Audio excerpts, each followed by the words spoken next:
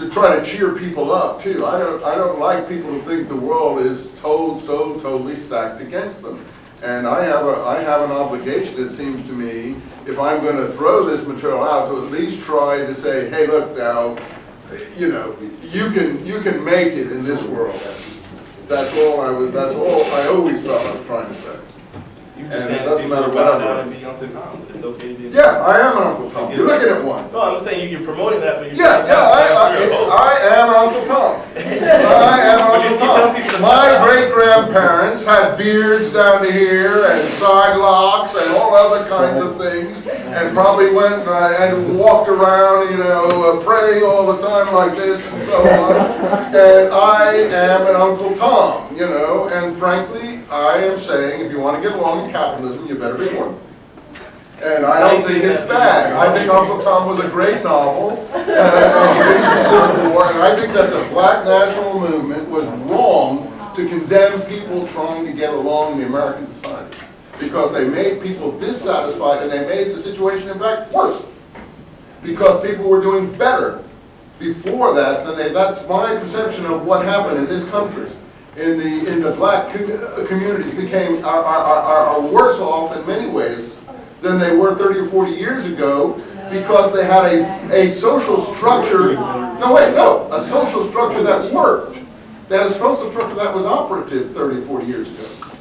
I mean, that's all I'm saying. Not that the economic is better today, but I am saying that the fact that people back then were taking American society as it was and then trying to move forward within American society actually produced better effect on the young people than rap. That's my personal approach. I may be wrong. Yeah, like me, you're not an expert on the area. I'm not an expert on the area. You think rap is a better thing, for instance, than Uncle Tom?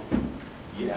I think conscientious hip-hop. You think that rap, in fact, is going to make people have a successful, happy life more than the other approach?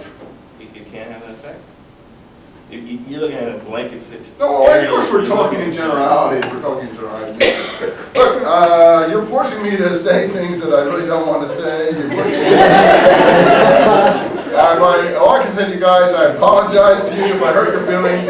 All I'm trying to say is that my thing is try to move ahead in your life. That's all that if you have to be Uncle Tom to do it, you're looking at it. And I would tell my own kids the same thing. And if I were your dad, I'd tell you the same thing. You know? Glad you're not. You could do worse. I believe that dads should help their children as much as they possibly can and prepare them to deal with the world that they have to face. And that's an obligation I think every father and mother has to their children, and not fill them with ideas that in fact will redound against them and cause them not to be able to deal with the world that they face. Let's see what James Baldwin finally says here. 104. When I was young, was dealing with my buddies in the wine urine stained hallway, something in me wondered, what will happen to all that beauty?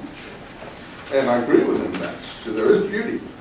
For black people, and Walt Whitman said that too, for black people, though I am aware that some of us black and white do not know it, are very beautiful. And when I sat at Elijah's table and watched the baby, the women, the men, and we talked about God or Allah's vengeance, I wondered, when that vengeance was achieved, what will happen to all that beauty? Will things get better after all that vengeance and negativism? What will happen to all that beauty then?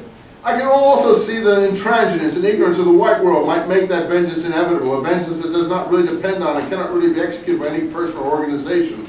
Historical vengeance is a cosmic vengeance based on the law that we recognize when we say whatever goes up must come down.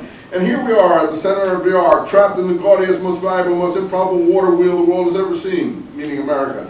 Everything now we must assume is in our hands. We have no right to assume otherwise. And if we, and now I mean the relatively conscious whites and the relatively conscious blacks, who must, like lovers, insist on or create the consciousness of the others, do not falter in our duty now, we may be able, handful that we are, to end this racial nightmare and achieve our country and change the history of the world. If we do not dare everything, the fulfillment of that prophecy, recreated from the Bible, as a song by a slave is upon us. God gave Noah the rainbow sign, no more water or the fire next time.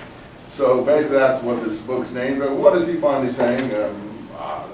Well, to my mind, he's saying what I'm trying to say, but maybe I haven't said it as eloquently as his.